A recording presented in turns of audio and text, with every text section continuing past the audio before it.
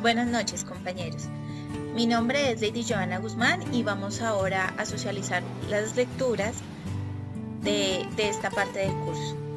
La antropología busca el estudio de la cultura, que son los aspectos comunes del comportamiento del ser humano, entender su diversidad, entender cómo se comportan para así generar un aprendizaje para la comprensión de la sociedad. Los antropólogos los podemos encontrar desde dos puntos de vista, del materialista o los mentalistas. Los materialistas buscan el análisis a través de campos observados y los objetos materiales que facilitan la adaptación de los seres humanos, mientras que los mentalistas lo analizan a través de la abstracción, las reglas, las normas para el comportamiento y así fabricar objetos que los ayudan dentro de su desarrollo social. Los materialistas tienen un sistema integrado de pautas de conducta aprendidas que no son biológicamente, son sociales a través de los medios de la comunicación y como herramienta de lenguaje, para los cuales buscan satisfacer necesidades, mientras que los mentalistas analizan la cultura y la abstracción de la conducta, como esta es de manera subjetiva. La serie de hechos ordenados y el sentido como los individuos se relacionan entre sí. Tanto los materialistas como los mentalistas analizan los comportamientos dentro de un grupo social, respondiendo a un modo único y un proceso de cambio entre la interacción del ser humano con su medio ambiente. Responde a símbolos, en este análisis y este estudio de la cultura responde a símbolos a través de muy propios de las personas o de los individuos, a través de su comunicación y lenguaje. En la vida social siempre se tiene que desarrollar dentro de un grupo donde las reglas no son rígidas y se transmiten estos comportamientos, estos lenguajes y estos conocimientos de generación en generación. ¿Por qué el estudio de la antropología de la cultura? Porque busca entender al individuo y su conducta social, para así poder generar conocimiento a través de la predicción de esos comportamientos del ser humano. Otros conceptos que se trataron durante esta lectura fueron la cultura y sociedad. Sociedad es donde se reúnen, donde se congregan, es el sitio físico o intangible donde los individuos interactúan, que se unen por principios, por metas comunes, por las relaciones interpersonales.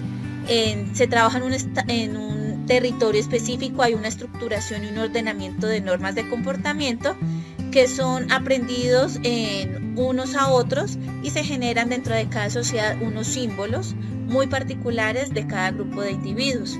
Mientras que la cultura hace referencia a esos modos de vida, esas formas de comportamiento de las personas, características muy propias de ellos dentro de esa sociedad. Tenemos que aquí rescatar que algo fundamental que relaciona la cultura y la sociedad es que el ser humano y las sociedades humanas se diferencian a las sociedades animales precisamente por este factor, la cultura, porque es construida, no es algo que se genere biológicamente como los animales y que su interacción se basa en necesidades de reproducción, de alimento. No, aquí hay una interacción con fines subjetivos, con fines personales. Y ese modo como las personas se integran en esa sociedad genera una socialización, y esa socialización es diferente en cada etapa del desarrollo humano. Otros términos que se trataron aquí fueron la enculturación, que es el aprendizaje consciente o que también puede ser inconsciente de los comportamientos y conocimientos y cómo los individuos se adaptan a esa integración a la vida social. Y eso se conoce como enculturación. Opera en todos, hay cambios, hay diversidad, y es como las personas aprenden dentro de esa sociedad sus modos de vida, sus formas de comportamiento. También encontramos el término relativismo cultural, que son los rasgos comunes con otras culturas, pero que a pesar de ser similares son diferentes en cada una, porque este relativismo, la cultura, independientemente del grupo, así se generen las mismas acciones, los mismos comportamientos, va a generar rasgos muy particulares en cada una de ellas. Por ejemplo, las pautas de valores del bien y el mal son relativos a cada cultura. Lo que aquí puede ser considerado como bueno, en otra cultura puede ser malo, o hay ciertas costumbres en una que no son adaptadas en otro. Eso es ese relativismo cultural. Las costumbres son válidas dentro de cada cultura, sus modos de comportamiento, sus ordenamientos para su funcionamiento y la distribución de los diferentes trabajos o roles dentro de la sociedad son respetables y válidas para cada cultura, y eso genera un relativismo cultural. El etnocentrismo es una tendencia que considera el modo de vida propio preferible al de los demás. Es una valoración muy propia de la cultura por encima de los demás. Las universidades de la cultura son factores que son determinados por la cultura.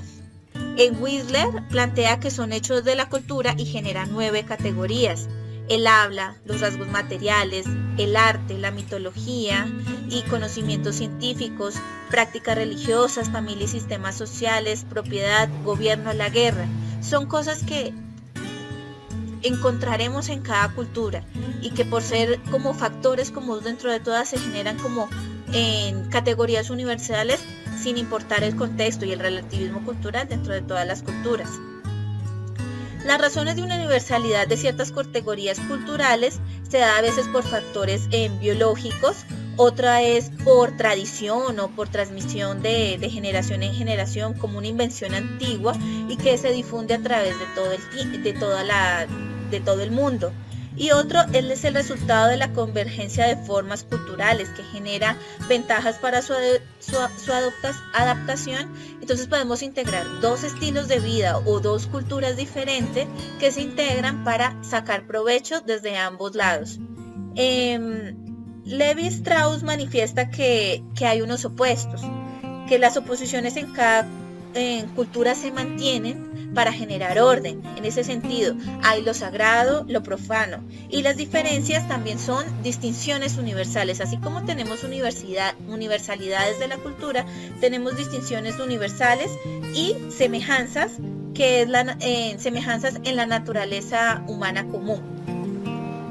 Los componentes de la cultura. El comportamiento humano es organizado y genera modelos de aprendizaje para ese proceso de enculturación o adaptación de esa cultura. Las pautas de conducta son acciones que llevan al individuo a desarrollar valores, y esas personas le dan un significado en particular. Entonces, la cultura contiene una serie de pautas que genera unas reacciones o unas respuestas en los individuos y que tienden a convertirse dominantes, convirtiéndose en factores indispensables de la cultura. Tenemos que entender que las pautas varían según la edad, según el sexo, según el contexto geográfico, y es ese el estudio que hacen los antropólogos de estudiar ese comportamiento, eso que se convierte como que más común en esas sociedades que generan un estilo de cultura, entender el por qué, el cómo se dio todo eso y así producir la predicción del comportamiento humano. Conceptos que se trabajaron en esta lectura fueron las universalidades, que son todas las normas y formas de conducta de todos los miembros de una sociedad, que son, por ejemplo, el lenguaje, su forma de vestir, su forma de comer, que son las cosas que los antropólogos estudian para entender el comportamiento modal de esas sociedades. Las especialidades ya se convierten en los comportamientos restringidos, son un subgrupo en particular, un grupo especializado dentro de uno más amplio, dentro del conjunto social. Entonces podemos encontrar dentro de esas especialidades, como en las diferentes culturas podemos encontrar a los médicos, a los hechiceros, tenemos que encontrar cierto tipo de vestimentas para las mujeres como se da en Oriente, y ya encontramos las alternativas, que estas son formas de comportamiento en que una sociedad se reconoce como válida, la capacidad de elección ante una situación determinada. Por ejemplo, las diferentes formas de hacer las cosas, cosas que no tienen un impacto fundamental sobre el sistema general de la sociedad, pero que al evaluarlo por categoría, pues generan un estudio de análisis importante para los antropólogos. La entidad de la cultura puede ser real o ideal, diferente al comportamiento observable, las pautas que lo guían y la descripción del antropólogo como lo ve o lo oye. O sea, dentro del análisis de la antropología de la cultura, toma un papel muy importante el antropólogo desde el punto de vista como quiera orientar su estudio. La cultura real, por ejemplo, es subjetiva, es la abstracción de la cultura. Los antropólogos a través de diferentes formas analizan la misma sociedad-cultura, mientras que la cultura ideal son los comportamientos expresados oralmente, son las normas ideales y el bienestar social.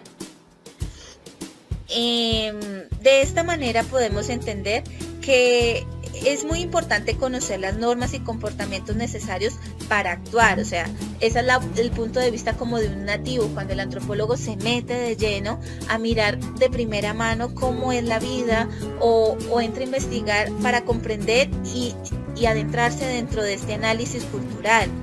Y esto lo podríamos llamar las perspectivas EMIC, que es la investigación desde el antropólogo desde este punto de vista. Y encontramos la perspectiva ética, que es un punto de vista científico sobre las causas, diferencias y semejanzas socioculturales.